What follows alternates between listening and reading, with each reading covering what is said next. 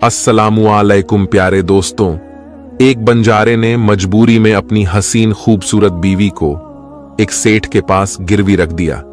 जैसे ही रात हुई तो सेठ उसकी बीवी के कमरे में पहुंचा। उसके बाद दोस्तों, वाकया बड़ा ही दिलचस्प है, इसलिए इस वाक्य को आखिर तक जरूर सुनिएगा। एक बंजारा अपनी बीवी को लेकर अपने शहर से पैसे कमाने के लिए दूसरे शहर रवाना हुआ। जब वो दूसरे शहर के करीब पहुंचे तो उन्हें रास्ते में कुछ डाकू मिल गए और उन डाकुओं ने उस बंजारे और उसकी बीवी के पास जो कुछ भी था वो सब कुछ लूट लिया और इस तरह बंजारे और उसकी बीवी को डाकुओं ने भिखारी बना दिया। इसके बाद वे डाकू वहां से फरार हो गए, लेकिन बंजारा और उसकी बीवी सब कुछ लूटने के बाद फिक्र में पड़ गए और सोचने लगे कि अब क्या करें, कहां जाएं। एक अनजान शहर में दोनों का बुरा हाल हो गया, क्योंकि अनजान शहर में पैसा ही काम आता है।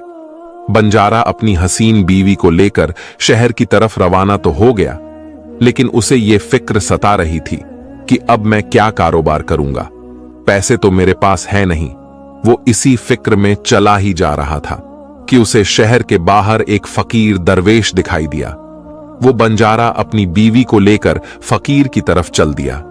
जब वो फकीर दरवेश के पास पहुंचा, फकीर को देखकर बंजारे ने सोचा, क्यों ना इस फकीर को अपनी परेशानी बताऊं, शायद ये मेरी परेशानी का कुछ हल कर दे।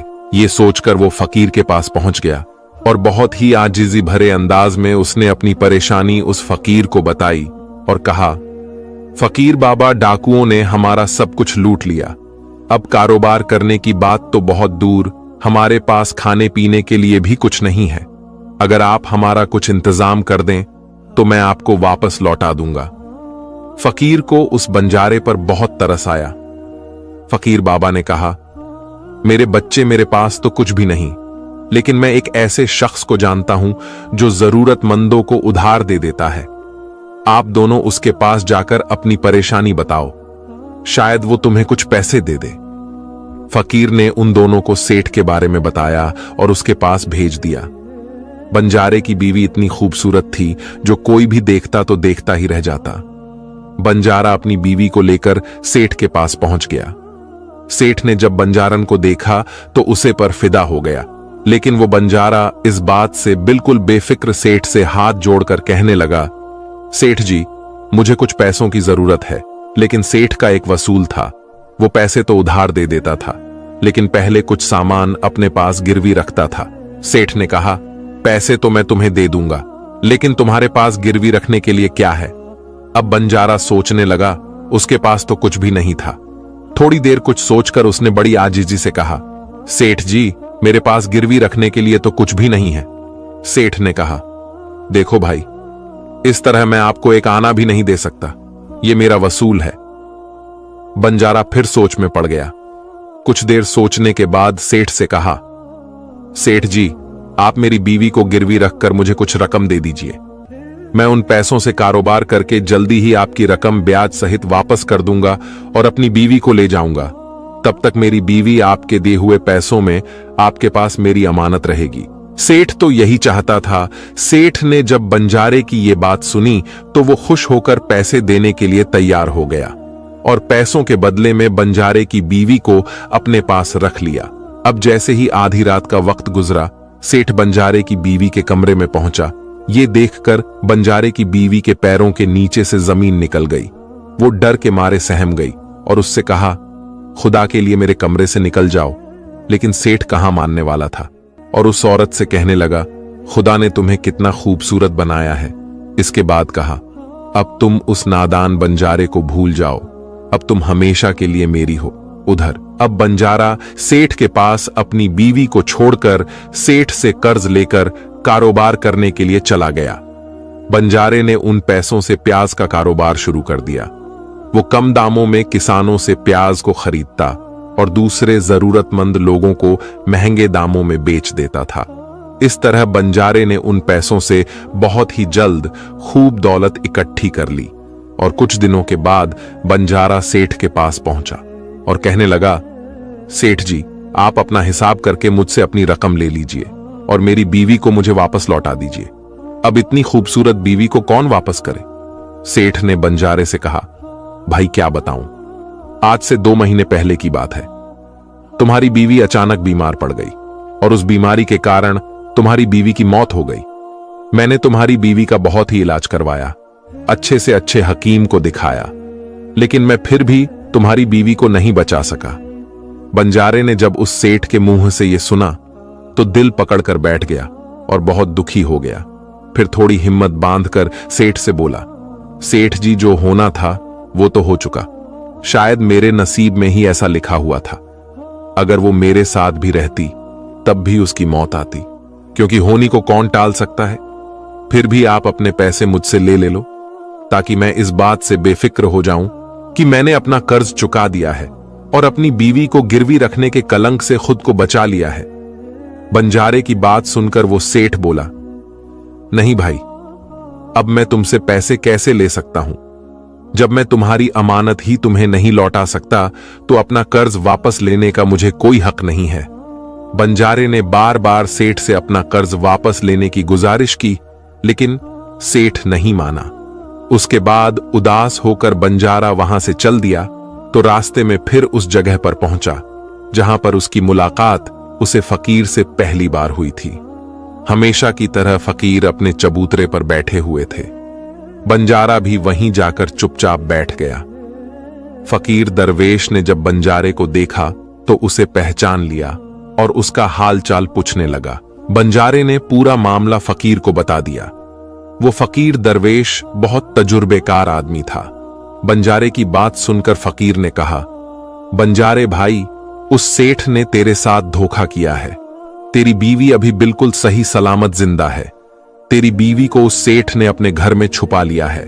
अब ऐसा कर, यहां के बादशाह के पास चला जा और बादशाह के दरबार में जाकर सुल्तान से गुजारिश करना कि बादशाह सलामत मेरी बीवी को सेठ से वापस दिलवा दो, क्योंकि यहां का सुल्तान बहुत ही अक्लमंद, बहादुर और होशियार है। वो जरूर तेरी बीवी को उस सेठ पर जोर डालकर दिलवा देगा। अब तो दरबार में ही तुम्हारा फैसला होगा। फकीर दरवेश की बात मानकर बंजारा बादशाह के दरबार में पहुंच गया और बादशाह के दरबार में पहुंचकर बादशाह से इंसाफ मांगने लगा कि बादशाह सलामत मेरी बीवी को सेठ से मुझे दिलवा दीजिए। बादशाह ने सेठ को बुलाया और पूछा, क्या यह बात सच है कि यह बंजारा कुछ पैसों के बदले में अपनी बीवी को तुम्हारे पास गिरवी रखकर गया था? सेठ ने हां करते हुए कहा, जी सुल्तान, बंजारे की यह बात बिल्कुल सच है। बादशाह ने फिर कहा, तो तुम इसकी बीवी को वापस क्यों नहीं लौटा रहे हो? बादशाह की बात सुनकर सेठ बोला, कैसे लौटाता? सुल्तान मुअज्जम, मैंने इस बंजारे को बता तो दिया था कि आज से 2 महीने पहले इसकी बीवी की मौत हो चुकी है। सुल्तान मुअज्जम, अब मैं खुदा के पास जाकर तो इसकी बीवी को वापस नहीं ला सकता। बादशाह ने पूछा, कोई गवाह है तुम्हारे पास जो इस बात की गवाही दे कि इसकी बीवी इस दुनिया से रुखसत हो गई है? तो सेठ बोला कि सुल्तान, इस बात की गवाही वो अच्छी तरह से देगा जिसने इस बंजारे की बीवी उस बंजारन का इलाज किया था, और वो 4 आदमी भी इस बात की गवाही दे देंगे जो इसकी बीवी को कब्रिस्तान में दफनाकर आए थे। उस सेठ ने ये बात इतने यकीन के साथ कही कि बादशाह को भी उस पर यकीन हो गया। तब बादशाह ने बंजारे से कहा, अगर तुम्हारी बीवी जिंदा होती तो हम तुम्हें जरूर दिलवा देते, अब तो हम भी मजबूर हैं। इस तरह बादशाह ने बंजारे को समझाकर वापस भेज दिया। बंजारा फिर से फकीर के पास पहुंच गया और जो कुछ दरबार में बादशाह और सेठ ने कहा वो सारी बातें फकीर बाबा को बता दी। ये सब सुनकर फकीर दरवेश ने कहा, मैंने बादशाह को इतना बेवकूफ नहीं समझा था। मुझे दुख है कि उसने तुम्हारे साथ इंसाफ नहीं किया। उस बादशाह ने सेठ की बातों पर तो यकीन कर लिया और तुम्हें समझाकर वापस भेज दिया। अब तुम मेरी एक बात ध्यान से सुनो। तुम एक बार फिर से बादशाह के पास जाओ और उससे कहना कि बादशाह सलामत, आप सिर्फ 3 घंटे के लिए अपने इस तख्त पर फकीर दरवेश को बैठने का मौका दे दें। फिर मैं आपको बताऊंगा कि इंसाफ कैसे किया जाता है और इंसाफ किसे कहते हैं। वो बंजारा एक बार फिर से बादशाह के दरबार में पहुंच गया और जैसा उस फकीर दरवेश ने कहा था उसने बादशाह से वही कह दिया। बादशाह ने बंजारे की ये बात सुनी तो ये सुनकर बादशाह ने कहा, मुझे 3 घंटे के लिए तख्त छोड़ने में कोई परेशानी नहीं है। यदि ऐसा करने से तुम्हें इंसाफ मिल जाएगा तो मैं 3 घंटे के लिए अपना तख्त छोड़ दूंगा। तुम उस फकीर को दरबार में बुला लाओ। बादशाह की यह बात सुनकर बंजारा फकीर के पास गया और फकीर को दरबार में ले आया। जब फकीर दरवेश दरबार में पहुंच गए तो बादशाह ने अपना तख्त छोड़ दिया और तख्त पर बैठते ही फकीर के सामने सेठ को हाजिर किया गया। फकीर ने सेठ से पूछा, 2 महीने पहले जब बंजारे की बीवी का इंतकाल हुआ तो इसका कोई सबूत तुम्हारे पास है? सेठ ने कहा, हां, मेरे गवाह मौजूद हैं। फिर बादशाह बने। फकीर ने हुक्म दिया कि गवाह हाजिर किया जाए। फकीर के हुक्म पर सेठ के गवाह पेश किए गए। सबसे पहले फकीर ने उस हकीम को बुलाया जिसने बंजारे की बीवी का इलाज किया था। फकीर ने उससे मालूम किया, क्यों भाई, आपने ही इस बंजारे की बीवी का इलाज किया था? हकीम बोला, जी, मैंने ही बंजारे की बीवी का इलाज किया था।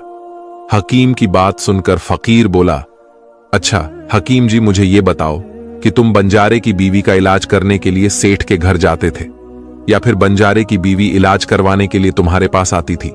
बादशाह बने। फकीर की बात सुनकर हकीम बोला, बादशाह सलामत, सेठ जी मेरे पास खुद आकर दवा ले जाते थे। फकीर बोला, यानी तुम यकीन के साथ ये नहीं कह सकते कि वो दवा सेठ बंजारे की बीवी के लिए ही ले जाता था या फिर किसी और के लिए? फकीर की बात सुनकर वो हकीम बोला, ये बात मैं यकीन के साथ नहीं कह सकता कि सेठ जी किसके लिए दवाई ले जाते थे, लेकिन सेठ जी मुझसे दवाई जरूर ले जाया करते थे। हकीम की बात सुनकर वो फकीर बोला, इसका मतलब तो यही हुआ कि तुम मरीज को बिना देखे ही दवाइयां दे देते हो। यह तो बहुत ही अजीब मामला है। तुम दवा की जगह किसी को जहर भी तो दे सकते हो, और हो सकता है तुम्हारे जरिए दिए हुए जहर से ही इस बंजारे की बीवी की मौत हुई हो। फकीर की ये बातें सुनकर हकीम का चेहरा डर के मारे जर्द पड़ने लगा। वो गला साफ करते हुए बोला, नहीं हुजूर, ऐसा हरगिज नहीं हो सकता। मैं अपने किसी मरीज को दवा के बदले जहर क्यों दूंगा, और इस तरह से तो मेरी सारी इज्जत मिट्टी में मिल जाएगी। हकीम की बात सुनकर वो फकीर बोला, अब तो तुम ऐसा ही कहोगे। मैं तुम्हें अपने काम में लापरवाही करने के लिए और एक मरीज की जिंदगी से खेल करने के जुर्म में 50 कोड़े लगाने का हुक्म देने जा रहा हूं।